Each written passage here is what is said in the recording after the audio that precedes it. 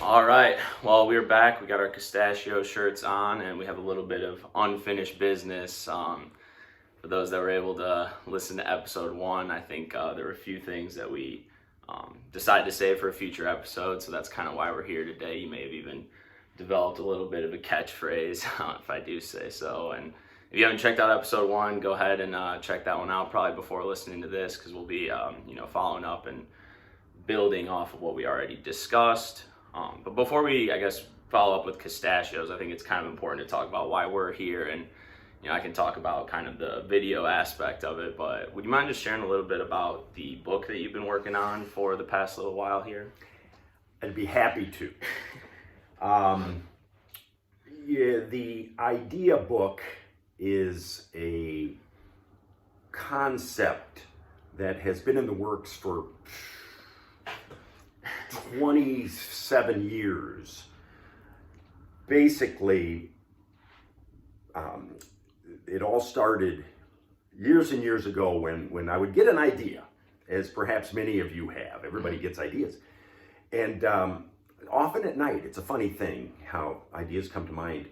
And so I would find myself waking up the next morning thinking, what was that idea? Doggone it. It was a great idea, $1 million idea, right? $20 idea, doesn't matter. So I got into the habit in 1996 or 97 of writing them down, even in the middle of the night. And that was, for me anyway, that's when a lot of these ideas popped into my head.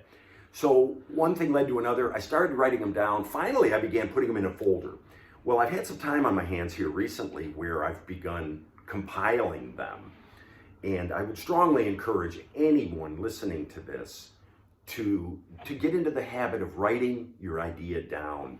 There's something about it that takes it to a different level of tangibility, shall we say.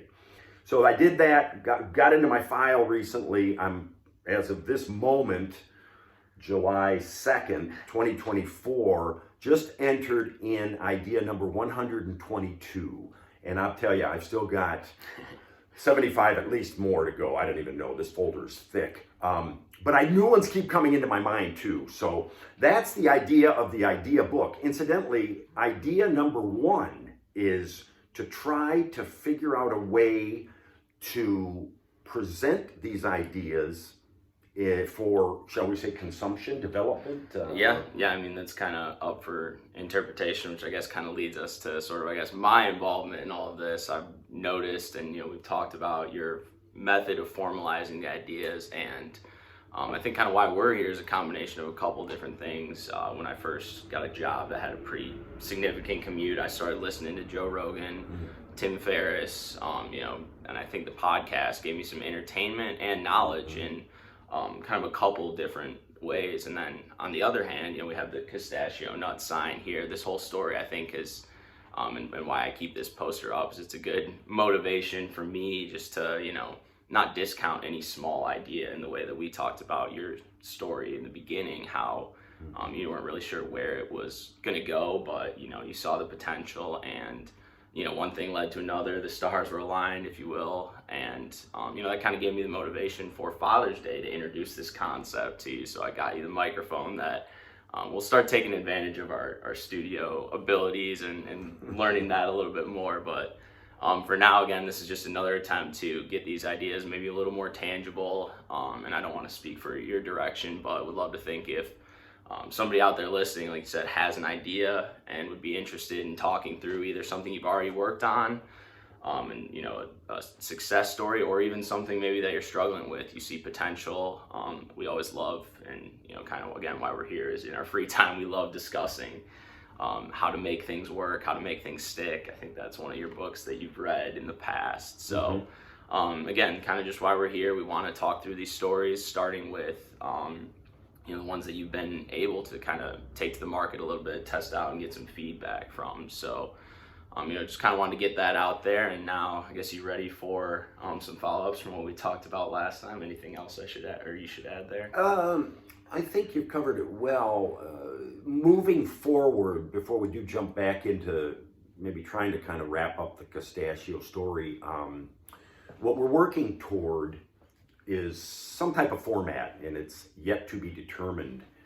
You'll have to come back for more. But presenting these ideas in a way that allow participation on a very broad level, because everyone has something to contribute, but trying to correlate some ownership into contributions, be them financial or intelligence-wise, is what we're working toward.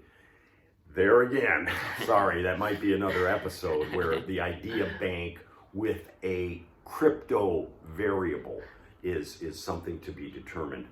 Enough of that.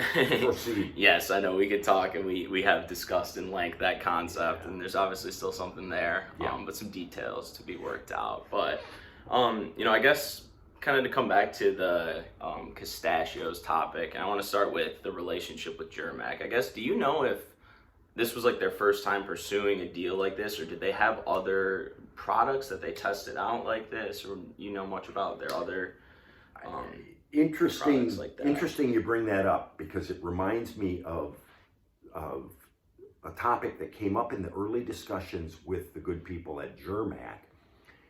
I had asked them that. I said, have you ever done any partnership type things like this? Because, it seems at a glance like a very unusual arrangement.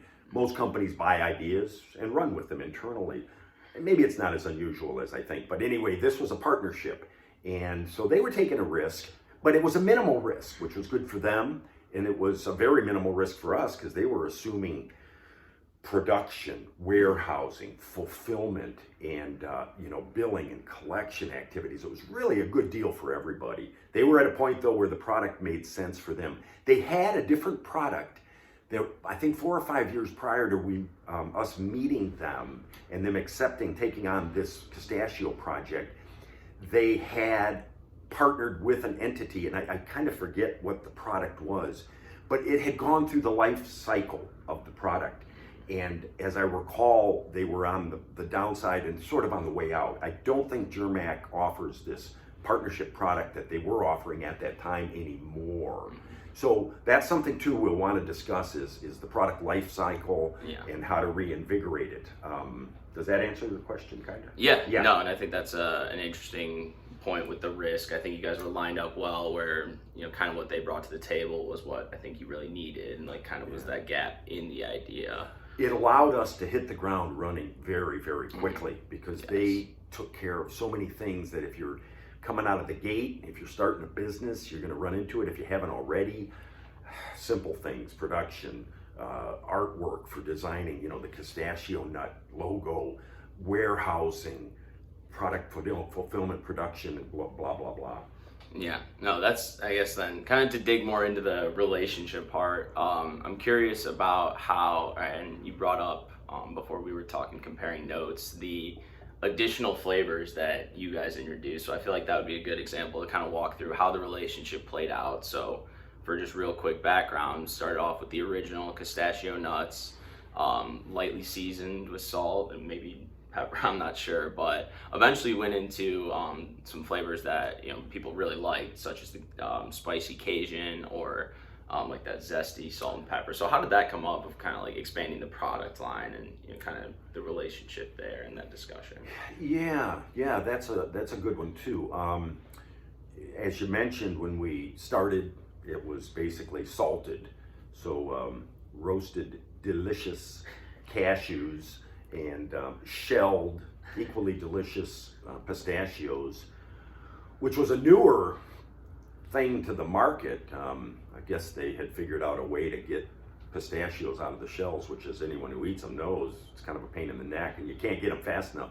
But so we started with the salt version, and then later, as it picked up some steam, a gentleman who was our primary contact at down there at Germac, Bill Geierman, came up with the idea that, hey, this thing's picking up some steam, let's expand it. And so they had a introduction of, I think they called it Look Who's Joined the Party, and they introduced a couple of additional flavors, which the Cajun and then the zesty salt and garlic, salt and pepper.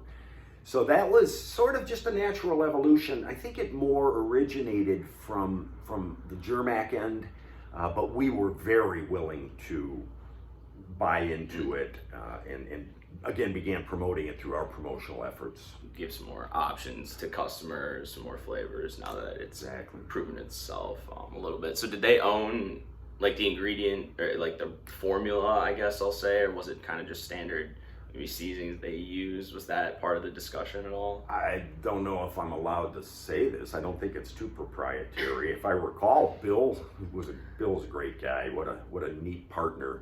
If you guys ever find yourselves with a super partner, you're going to find how good it can be. But I think he bought the salt and pepper seasoning from Sam's Club, but the Cajun one was a bit proprietary. Okay, so we won't reveal the secret formula. I don't know what it was. Now. Yeah. No, and then I guess what makes you say though that he was such a good person to work with? And we might have touched a little bit on how just the relationship was positioned for success, but what was it that was good to work with? Well, it was good both ways. The main thing was he was a man of real integrity. I think right when we met him, you knew you could trust him. He was a man of his word.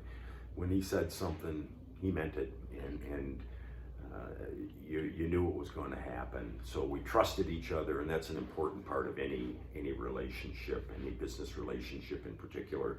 I think that would typify Bill. Just a good, solid guy that you could count on. Yeah, trust. I mean, obviously you can't really put a price on that, and I guess kind of another transition. So the trust, I guess, can really kind of be maybe tested. It's easy to be trustful in ideal situations. Things are growing. You're introducing new products. But one thing that we also talked about, and I guess this is going to be somewhat new to me, was a packaging issue maybe, or a struggle that came up as it relates to the Sam's Club and Costco deal. So we can maybe talk about the structure of that deal, but curious what happened, I guess, with the packaging as you want to expand. Yeah, that gets into some real nitty-gritty detail. Germac's not a great big company. Mm-hmm. We were coming out of the gate. It's always a balancing act, and anyone who ends up going into, or if you haven't already pursuing a business activity, everything's resource driven. So you're always trying to get the maximum bang for the buck and do as much as you can with what you have, which in that particular case, when the Castachio Nuts were delivered to Sam's Club for display, those of you who have been to Sam's Club and Costco know that stuff comes out on pallets. Well, if you start to look at it more closely, which I never did prior to this, you'll see there's, they unwrap this thing and bam, there it is on the pallet in a display box. They might pull it off, but it's got to be durable. Well, I don't think the Germac people had ever been down this road, so they looked for a reasonably priced package, which that's a big cost. These heavy duty boxes are expensive, and especially if you're not buying them in huge volume. For us, it seemed like pretty big volume. For example, just to test Castachio Nuts at Costco, they ordered, I think it was at least one full semi-truck full of product just to test it on a small regional basis. It might have been two. But to me, that was like, wow, that seems like an awful lot. Of course, for those guys, it wasn't. But anyway, in the end, when these things got to the floor after having been shipped, because of the jostling and so forth and the weight of the product, when you stacked them up 3 or 4 high, they had actually crumbled on themselves. So I went in to our local Sam's Club and I was looking at Castachio Nuts and I'm like, oh my gosh, this looks horrible. I had no way of knowing. They had no way of knowing. But it is, I guess, a principle for everyone to consider, considering and trying to anticipate all of the minor parts of any project are very, very important. That one, I don't know how much it hurt us, because there were a lot of other things in terms of price and so forth, but presentation's critical, and it wasn't our best foot forward as a result of lower cost. Yeah, so I like that you, kind of were in there, obviously looking at your product, and I guess, just kind of a lesson learned of, you don't want to let going into something new necessarily slow down from testing it out, but I guess selling it in that example of the way the product is packaged in the Sam's Club or Costco setting is a lot different than the Kroger setting or the Cracker Barrel setting, especially with a new packaging strategy. So obviously not necessarily something you could have predicted. No. And I guess No. did you guys make changes to the packaging? No, we Okay. didn't, because those guys are dealing in such volume. It really just comes down to turnover. If the turnover rate, churn, is that the word, churn rate? I'd say that's an appropriate term. It is in the retail environment. That is everything. So that's why they tested it. Yeah. I think I remember Costco at one point. I'd heard Costco does, it might have been 10 or 15% of their annual sales during the month of December, which makes sense. 20 or 30 billion dollars, some crazy number in the month of December. But turnover was the key for both Costco and Sam's. We simply didn't meet their thresholds for continuing the product and also expanding it. There are a lot of reasons for that.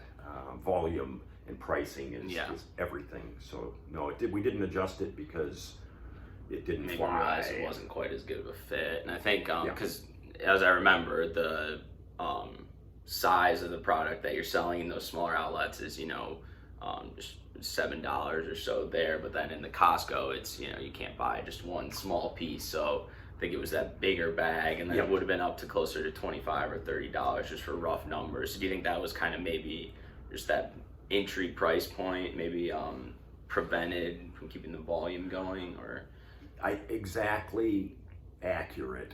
And with some of the other choices available from some of the larger volume offerings, people could go in and buy. At the time we were offering ours, they could buy a $14, $12 bag of shelled pistachios, versus our combined $20, as you put. So price point was everything. Price point, and we didn't have the volume to compete price wise. I think we had the product though. People really like the cashew pistachio mix. So product wise we were there, but volume wise presented some challenges, which all of you will encounter as you begin to develop your own products. Yeah, and I guess kind of want to come back to something you brought up earlier there of the product cycle. So you mentioned kind of like that example of their experiment or their partnership in the past kind of being at the end of that cycle. I guess what kind of made you bring that up, or what do you think is unique, at least maybe about the Castachio product life cycle? Well, Castachio goes back now, oh boy, it's at least 16, 17 years, and we haven't changed it. The logo remains the same. It's still an attractive logo, I think, but if you look at the big players with big budgets, which everything ties together, you'll see frequently that they will update and modify logos. A lot of them come to mind, Tony the Tiger, whoever. And we didn't do that. And so out of the gate, it seemed like a viable product. We picked up some steam, we got some good momentum, got some good placements. It wasn't supported enough on the back end of marketing it, which is a whole nother discussion. But since we haven't changed it over the life of the product, I think it would be good to actually maybe dust this off, put a new design in place, and almost reintroduce it. Does that sound sensible? Yeah. That's how I'd probably put that. So the life cycle, something goes up on the rise. If you're going to keep it going up, you need to invest in it. You need to keep it new and fresh. And yeah, I mean, something that comes to mind is I'm working at GM right now, and as they kind of made that shift into electric vehicles, there's a logo redesign, and there was mixed feedback as there is with change of anything. But I think it's started to catch on and kind of signified, like that shift. So I think that could definitely be, an opportunity to maybe draw some new eyes. Obviously, I like the design language. I think it's attractive. The colors pop definitely on the shelf. But no, that's definitely interesting. I guess though, maybe we could shift topics again though. I'm not sure. This one from the notes you gave me was a little bit, kind of, I guess wasn't familiar with this. What is the Atlas Copco connection, or is there some kind of comparison to be made there?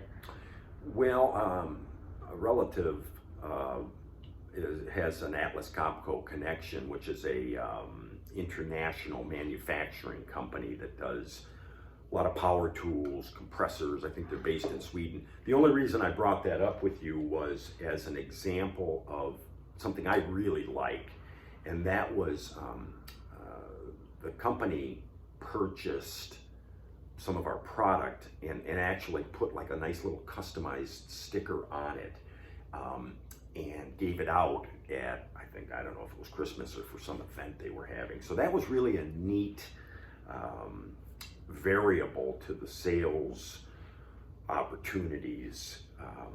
And a lot of people you'll find do that. I happen to like that sales method quite a bit. When someone buys your product and gives it away, that's a good thing. I've had other experiences that maybe later we'll talk about with that. That can be very successful. So. Okay, and then just so I clear, they were buying Castachios and putting their logo on it and distributing them? They were buying Castachio Nuts, put their logo on it in an area on the package, and then they gave it to their employees in that particular case. They weren't reselling it. Yeah. Had nothing to do with their business per se. Yep. But I like that one. That's a neat concept for those of you looking at different sales avenues. Mm-hmm. Yeah, and so you're like the end customer that enjoys it isn't you're kind of the one who's going out and buying it. It's more of kind of like a gift setting, and I think that is a little bit kind of favorable to just the product itself being more of like that premium. Maybe not something people would always want to go out and buy themselves, but would really appreciate.